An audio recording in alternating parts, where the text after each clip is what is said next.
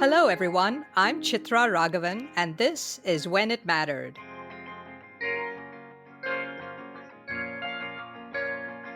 When It Mattered is a podcast on how leaders deal with and learn from adversity.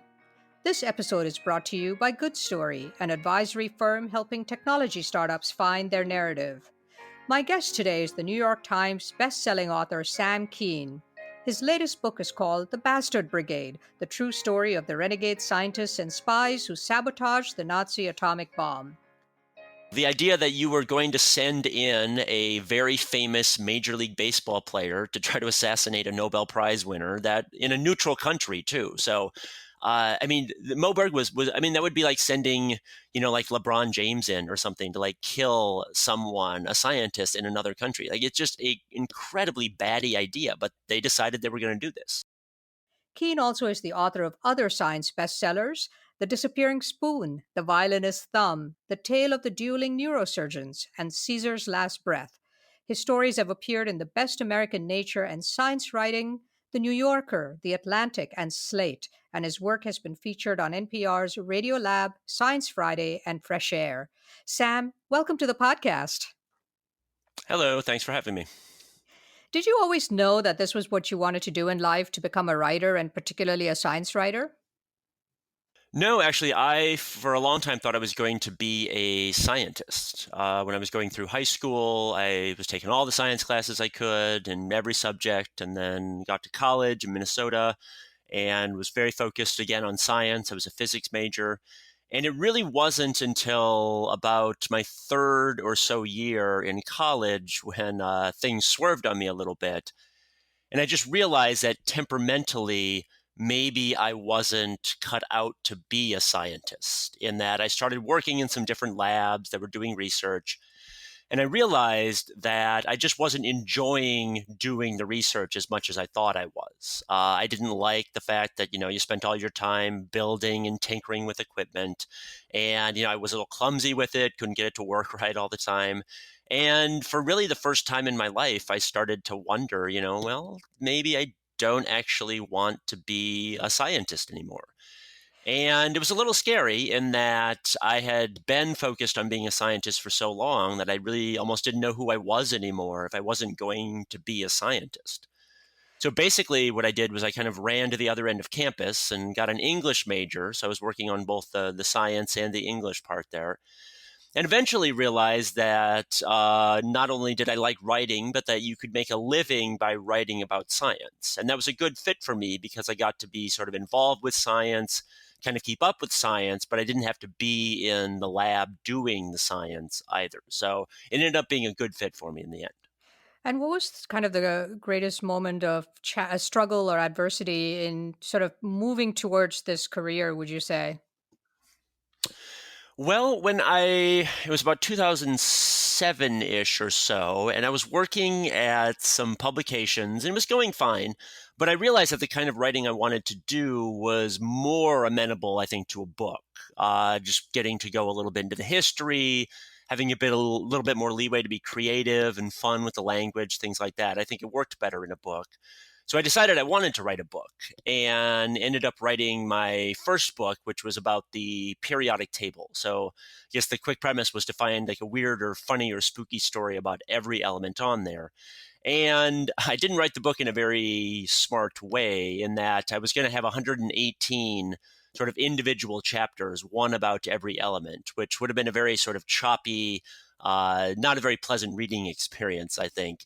And when I was trying to get that book published in that format, it was a struggle in that I just kept getting rejected over and over. I think it was partly the format, but also partly because I think a lot of agents, when they got the initial letter that I sent, were probably thinking, oh, yuck, the periodic table, I hated that thing. And, just kind of hit delete, and I never heard back from most of them. So that was a real struggle, not only having to kind of rewrite the book in different terms in a different format, but also to just kind of be rejected like that over and over. Eventually it did work out. Got a great agent. We've been working together since then, but that did take a while at the beginning. And your previous four books were about chemistry, genetics, and neuroscience, and the atmosphere. But if I understand it right, you were a physics major in college, right? But you ignored physics until this latest book, The Bastard Brigade. Why was that? And then what convinced you to write this book? Well, I did get that question often. You were a physics major. Why not write about physics? And the short answer was I just never found a story that I felt like was compelling enough where I really wanted to tackle it in a whole book. I mean, a book's a big investment, few years of your life, spending a lot of time and emotion in it. And I just hadn't found a compelling enough story yet until I started what became the Bastard Brigade. And I think I really just fell in love with the characters in the book. There were just so many interesting and unusual people. And the stakes of the book, the prospect of the Nazis of all people getting an atomic bomb, the stakes were just so high and the characters were so interesting that I just felt it was a really compelling story and one that I would want to commit to. And why was it called the Bastard Brigade? And talk a little bit about the some of these amazing central characters that you found to create in the book. Yeah, so the Bastard Brigade, the title itself comes from one of the groups that was kind of trying to stop the Nazi atomic bomb. And that group consisted of several scientists and a few military people who were kind of running around in Europe trying to spy on and sabotage what the Nazis were doing. And this group that was going around, they were very secretive and they weren't part of the normal chain of command within the military. So they didn't report directly to anyone except people in Washington. So they didn't have a parent group. And in that way, they were sort of a bastard group, sort of metaphorically. But they also were sort of hard charging, a little reckless. They kept getting threatened with court martials and stuff like that. So they sort of, I think, embraced this idea that they were bastards anyway and kind of were salty and kind of found that sort of fun. So the book has kind of a double meaning, but it does refer to one of these groups. They were called the All Sauce Mission. And they were, yeah, again, one of the groups trying to figure out what the Nazis were doing in terms of building an atomic bomb.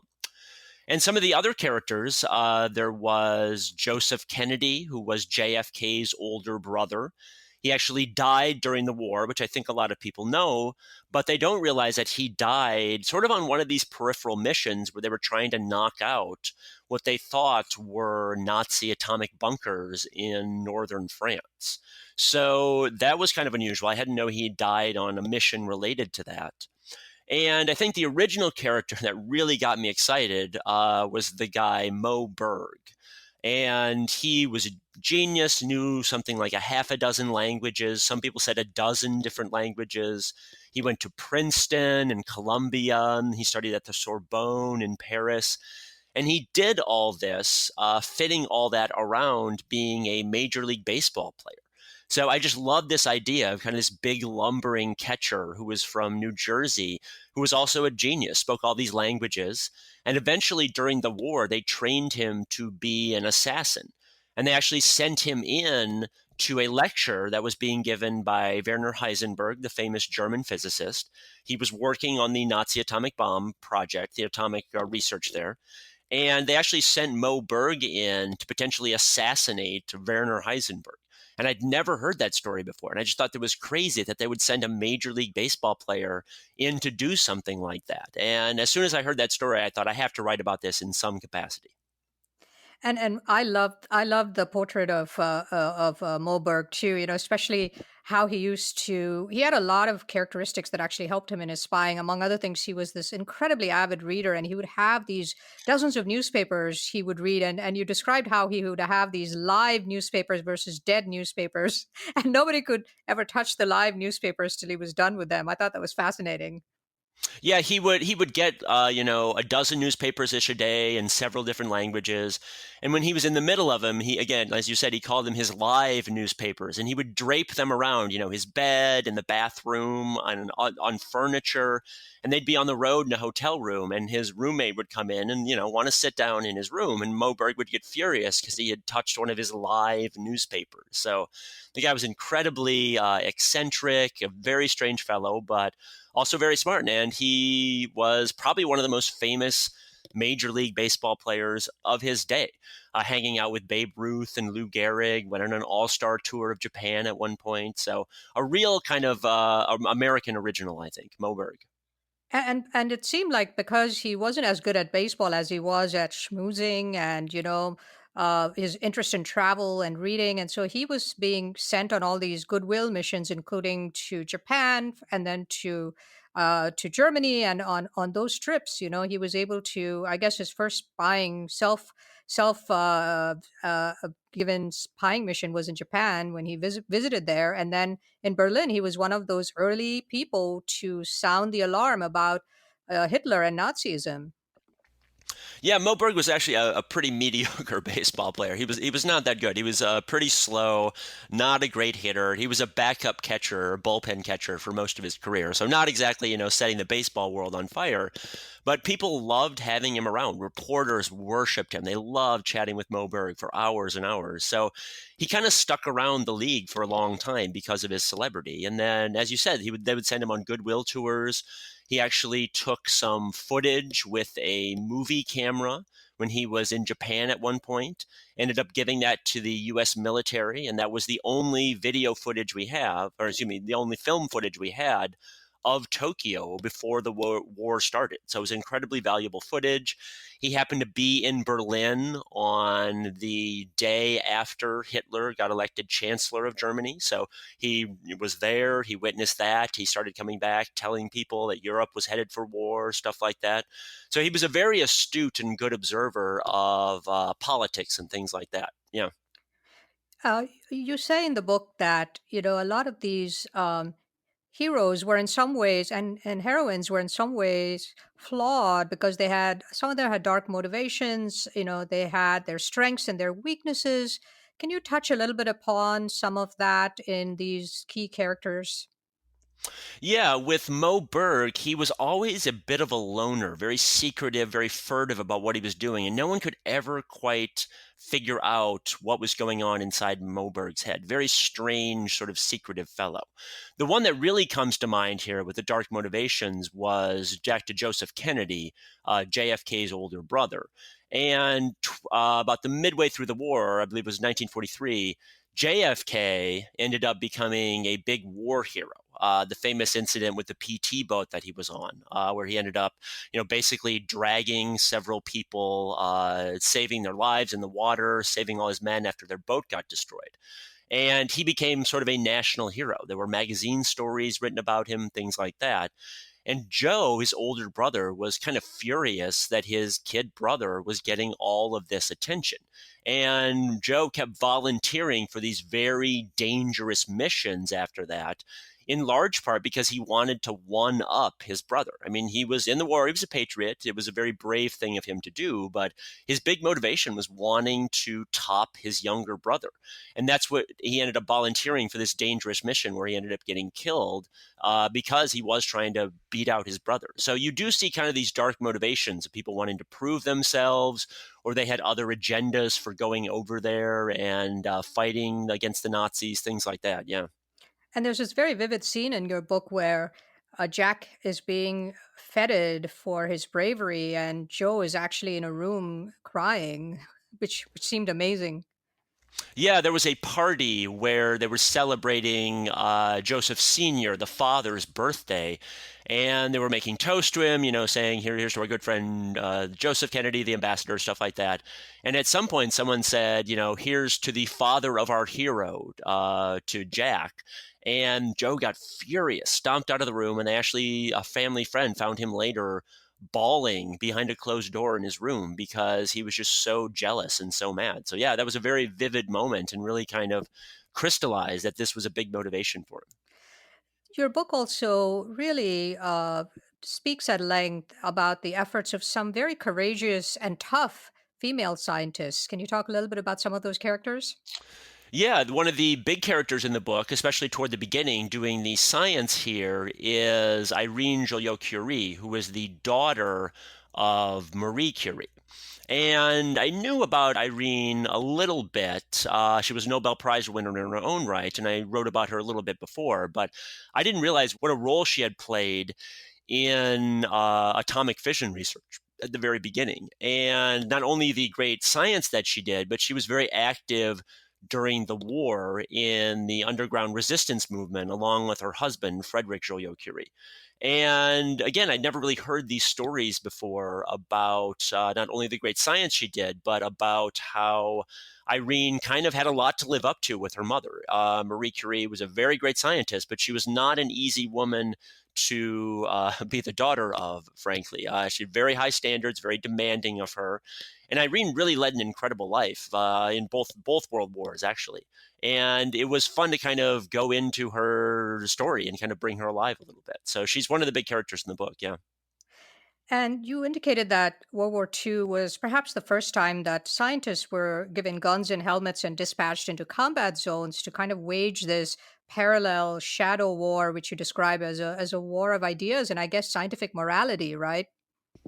Yeah, so you also often hear that World War I is described as the chemists' war for some of the things they did, especially the kind of notorious gas warfare that was going on.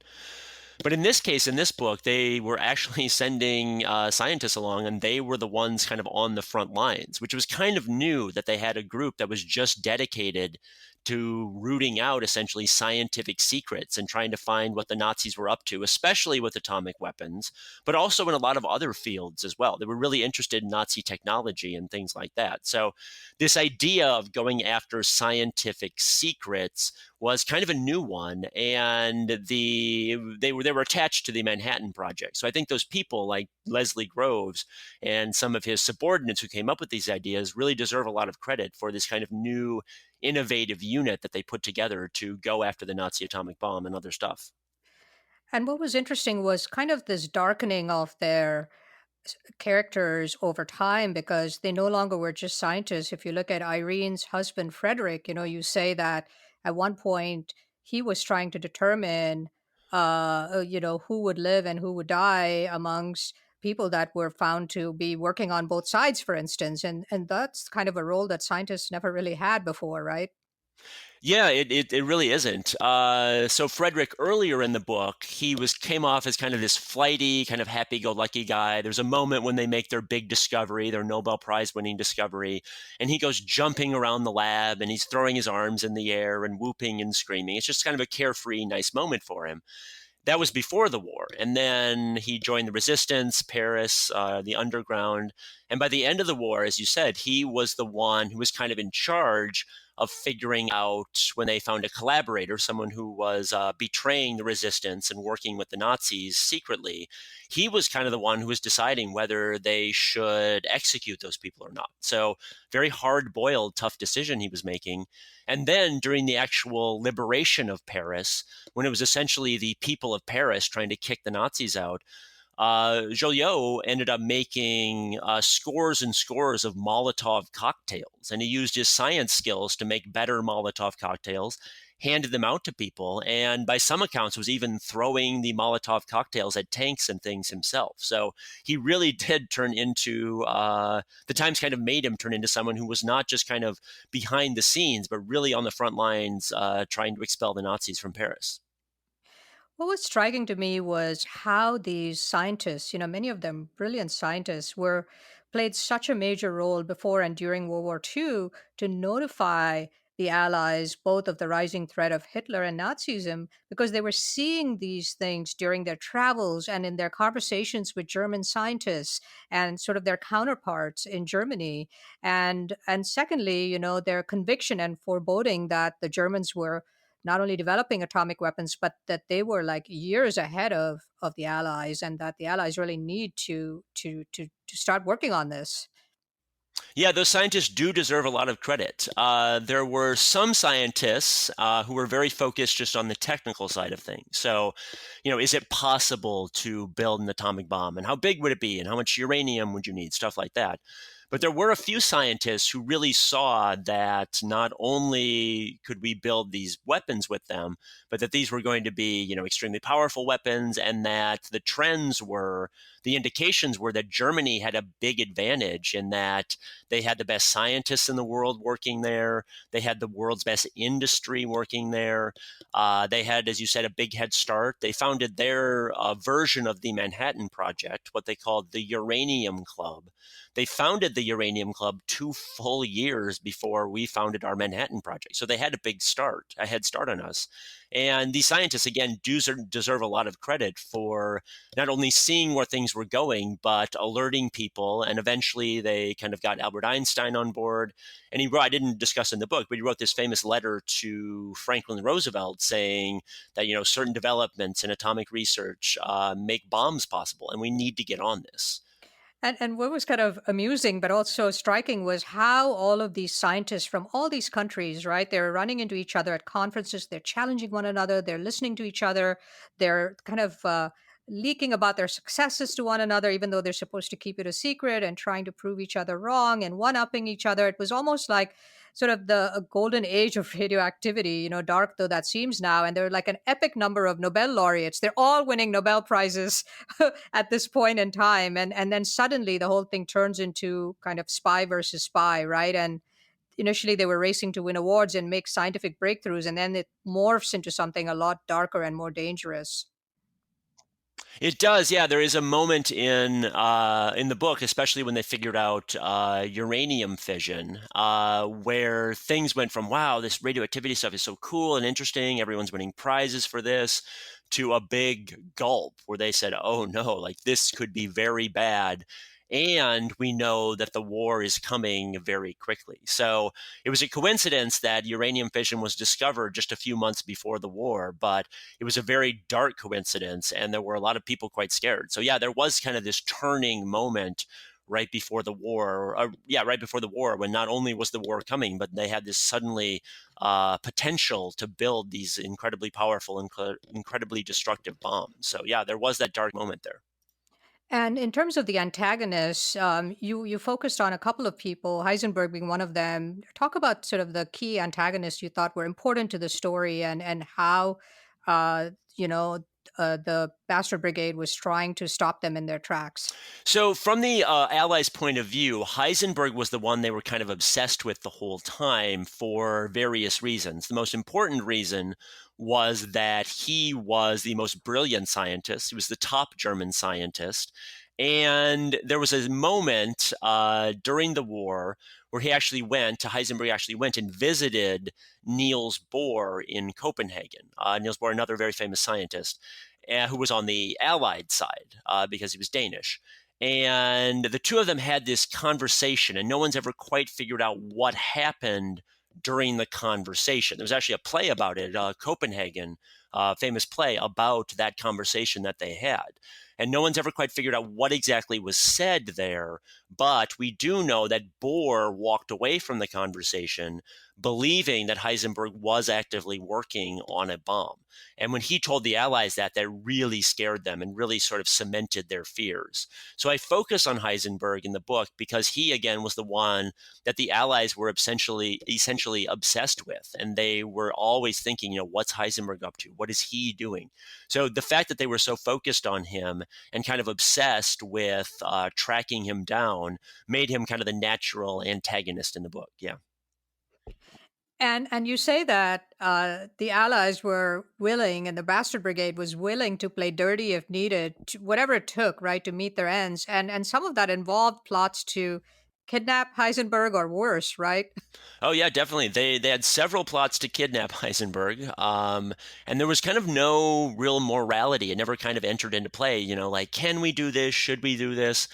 And this happens over and over because everything they were focused on was, what if Adolf Hitler gets an atomic bomb? What if Hitler gets the bomb? And compared to that, pretty much any other thing they were considering, the morality there was so much less than the fear of Hitler getting the bomb that they were willing to consider almost anything. So yeah, kidnapping plots, assassination plots, pretty much whatever it took to stop Hitler, they were willing to consider. And they ended up doing these sort of nutty, crazy missions that, in a lot of cases, don't seem like they had any chance of working, but they figured we have to do something. What did you find to be the craziest uh, plot of all? I think there's a couple. The idea that you were going to send in a very famous Major League Baseball player to try to assassinate a Nobel Prize winner, that in a neutral country too. So, I mean, Moe Berg was. I mean, that would be like sending, like LeBron James in or something to like kill someone, a scientist in another country. Like it's just a incredibly batty idea, but they decided they were going to do this. The mission that Joseph Kennedy died on also was a little nutty in that essentially what they were going to do is take these gigantic planes, strip out everything inside them, and then fill these planes back up with napalm. And there were these bunkers in northern France that they thought were going to house atomic tipped missiles. And they thought that these planes filled with napalm were going to be the best way to take out these very big, very well reinforced, well protected bunkers. And they were going to fly these napalm filled planes over across the English Channel with remote control. So they were essentially drone airplanes. And they had the technology to get the planes over there. What they didn't have was the technology to take off with the planes or to get the planes off the ground. So essentially, they needed a pilot to volunteer to get in this plane filled to the brim with napalm and take off with it, and then eject out, hopefully before it exploded. But that was the idea, was to have this pilot take off with the plane. And again, Joseph Kennedy was so desperate to top his kid brother that he volunteered to be one of these pilots who was going to go up in this plane. And again, this mission really had almost zero chance of working, but they were so focused on Hitler getting the bomb, they decided to go with it. Some of my most favorite chapters and the most tension filled chapters in the book, I think, are devoted to the Nazi quest for the so called heavy water, which the Allies nicknamed juice, a key element which the Nazis needed to build the atomic bomb, and how it kind of consumed them, and the extent to which the British, French, and Norwegians and others went to sabotage those efforts. Yeah, so heavy water was a key ingredient in building atomic reactors and doing sort of the preliminary tests and the preliminary work you would need to do in order to build an atomic bomb later. And so, especially at the start of the war, Germany was very focused on getting its hands on heavy water.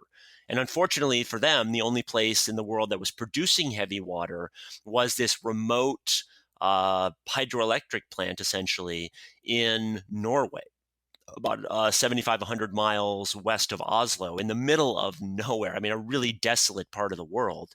And so the Nazis ended up taking over this plant, and the British had to decide whether they were going to go after this ingredient, because it was a key ingredient in the research. So if they could stop the Nazis from having this ingredient, they could really slow their research down. But they were thinking, they had other considerations in that they thought, okay, if we go after this key ingredient in the Nazi atomic weapons research, then the Nazis are going to know that we know what it's for. They're going to know that we are also aware of the prospect of atomic bombs. So there was kind of this game theory consideration where they're like, should we go after it? Should we not go after it? Will we tip our hand? And eventually they did decide to go after that. They went on a couple of missions. One of them, the first one, was a complete disaster. Every single person involved either died or got captured and was executed by the Nazis, illegally executed by the Nazis. And then the second mission, despite the disaster, they sent in 9 more people to do this. And it was really one of the bravest, most incredible missions of the war. So it was a really it was really fun to kind of write about that and the bravery that they showed in going after this kind of obscure ingredient that had nothing to do with anything except scientific research. And even before they had to confront, Nazi guns and things like that, they had to deal with the weather because the weather there seemed so absolutely terrible that they just couldn't make it. They couldn't land. And then when they landed, they couldn't find their teams. And when they found the team, they couldn't make it to the destination. It just seemed Yeah, it was horrendous. just blizzard after blizzard. I mean, there's chapters in the book that are nothing but them, sitting through another blizzard, because it was just such awful, awful weather there. But those were the conditions that they had to deal with. And again, yeah, they were incredibly brave, and they deserve a lot of credit for going after and disrupting that part of the atomic research.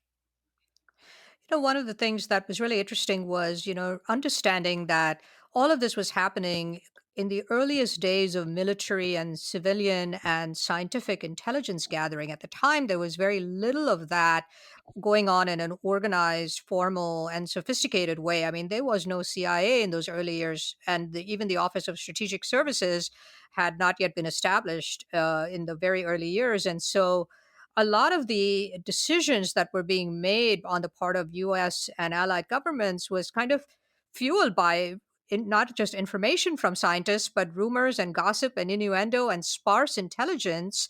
And that, in many ways, it seems, is what led to kind of the evolution of the Manhattan Project and then the Bastard Brigade and ultimately the OSS, right? Yeah, you do see a lot of cases where there were just these rumors floating around, and they sometimes are like, well, that's probably not very credible. But other times they said, we don't know if it's credible, but we have to act on this. And other times they were convinced that these rumors were true. So they were acting on, sketchy information a lot of the time, getting contradictory reports and things.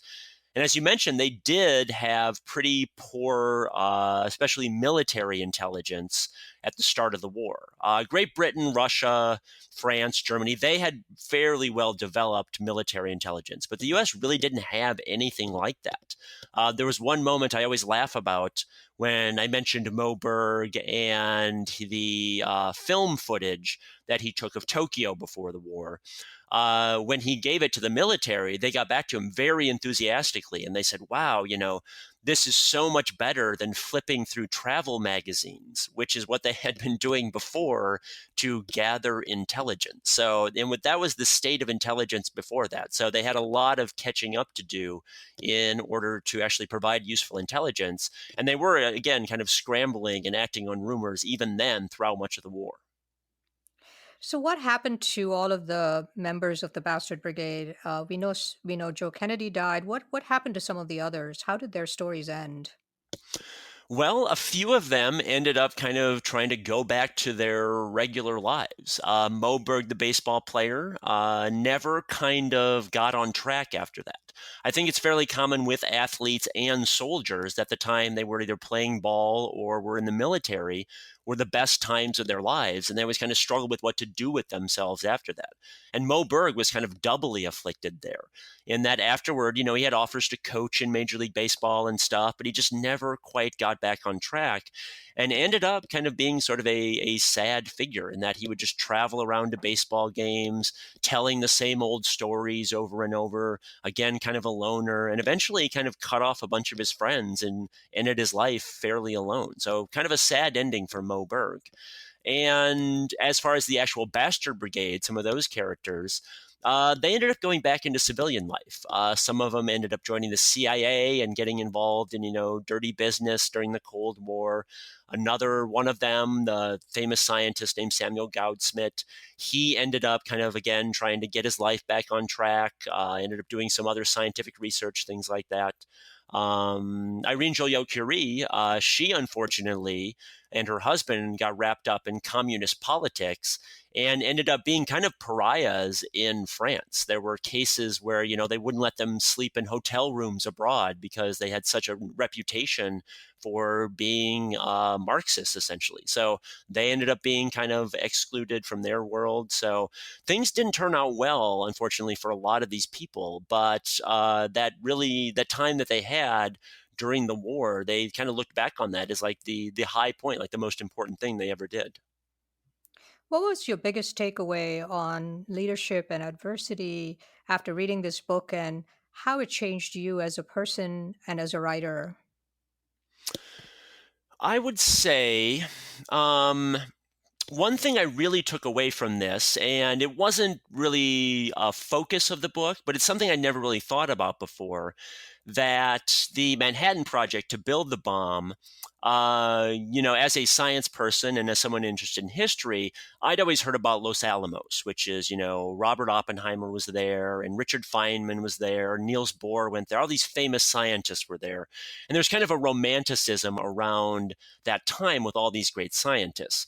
But really, the key person for getting the atomic bomb built was Leslie Groves, was the general in charge of the overall project. He had the vision to be able to pick out Robert Oppenheimer as the head of the weapons lab at Los Alamos. Very few people thought that Robert Oppenheimer was going to work out. In fact, there were many people opposed to picking him. He ended up being a brilliant choice, but it was only Leslie Groves who was a good enough judge of character to figure out that Oppenheimer had this in him. So Groves is a very good judge of character, and also the organizational skills it took to get the atomic bomb built. Because again, the Los Alamos, kind of the weapons lab, is the more romantic part of it. But really, most of the people working in or on the Manhattan Project were involved in enriching uranium. That was the part that took the most work, the most effort, and was the most difficult part. So I didn't realize what an incredible job he did, and I think he doesn't get as much credit as he deserves for having the leadership to see this through and the incredible risks that he took, frankly, in doing this. They spent something like $2 billion in 1945 money to build this atomic bomb. And there were people joking with him that, if we don't get this bomb built and it doesn't work, you should buy a house in Washington because you're going to get hauled before congressional committees year after year after year to answer for all this money that you're wasting. So it was a real risk that he took, but his leadership was really why we succeeded in building an atomic bomb on such an incredibly short time scale. And in fact, the Alsos unit was named after Groves, I guess because Grove in Greek is Alsos.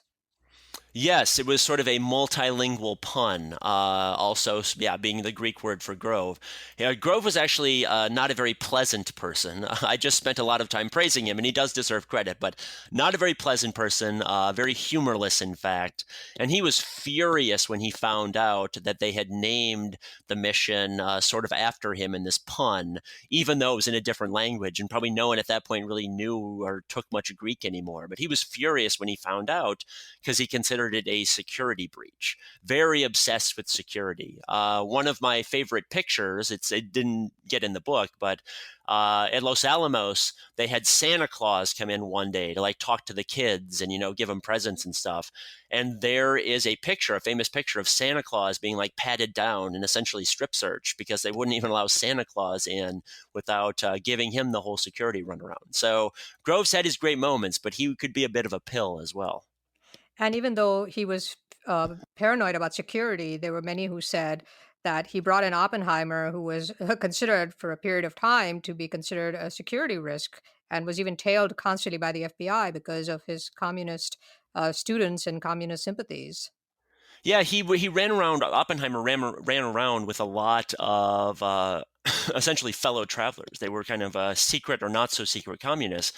A lot of friends in that movement, things like that. So yeah, he was a very controversial choice, not only among scientists.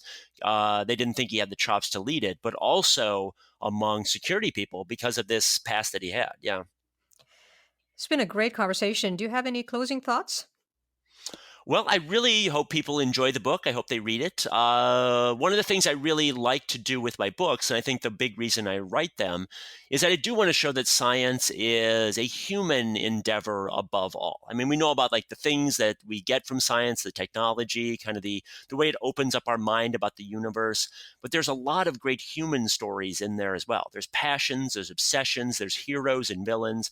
And this book especially, the scientists really do become deep, interesting characters that you want to spend time with. So if I wanted people to get anything in general out of my books, it's that there's really a human element to science as well. That's absolutely wonderful. I really enjoyed the book and I highly recommend it. It's fascinating. It reads like a thriller, but it's true story. Okay, well, thank you very much. Thank you, Sam, for joining me. Sam Kean is a New York Times bestselling author. His latest book is called The Bastard Brigade, the true story of the renegade scientists and spies who sabotaged the Nazi atomic bomb. You should also check out Kean's other books, The Disappearing Spoon, The Violinist's Thumb, The Tale of the Dueling Neurosurgeons, and Caesar's Last Breath.